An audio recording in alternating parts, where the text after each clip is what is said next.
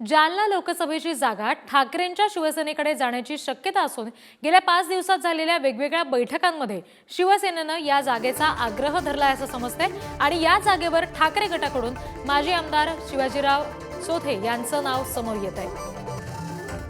जालन्यातील ही बातमी आपण बघतोय। जालन्यातील लोकसभेची जागा ही ठाकरेंच्या शिवसेनेकडे जाऊ शकते आणि माजी आमदार शिवाजीराव चोथे यांचं नाव या जागेसाठी समोर येत आहे।